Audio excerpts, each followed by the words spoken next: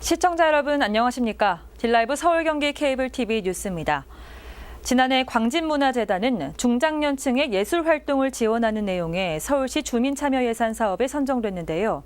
원래라면 이달부터 사업이 시행돼야 하는데 직원들로 구성된 재단 노조가 이 사업의 중단을 요청하면서 사업의 향방을 가늠할 수 없는 상황입니다. 조성엽 기자의 보도입니다. 지난해 광진문화재단이 제안해 서울시 주민참여 예산 사업으로 선정된 50+ 세대 동아리 사업. 중장년층의 예술 활동을 지원하는 내용의 사업인데 지난 3월 2천만 원의 예산도 배정됐습니다.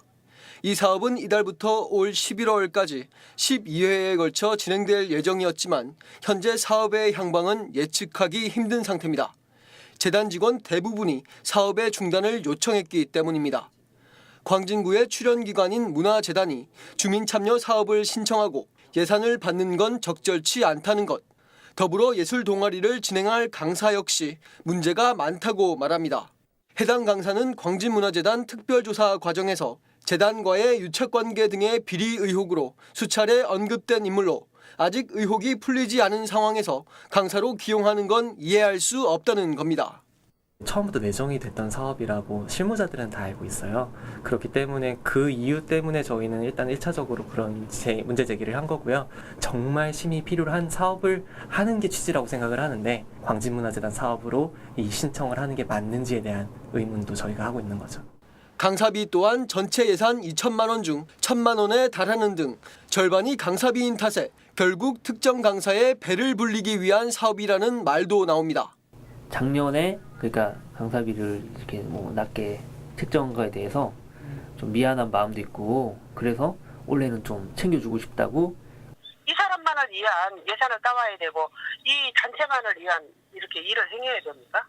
정말 그 주민들이 이 사람만을 원한다든지 아니면은 이 사람 강의가 좋았다든지 퀄리티 그런 거 조사도 해봤나요?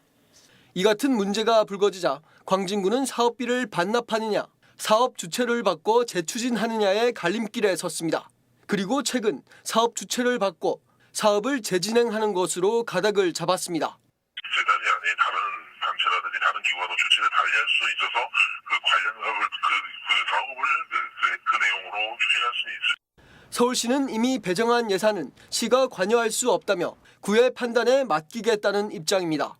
또 문화재단이 아닌 다른 단체가 사업을 추진해도 무방하다는 의견을 전했습니다. 그 사업을 어떻게 추진할 것이냐 하는 것이랑 수행하는 방식은 자치구에서 결정하는 거거든요. 사업 주체를 좀 바꿔서 사업을 해도 문제가 되지는 않죠.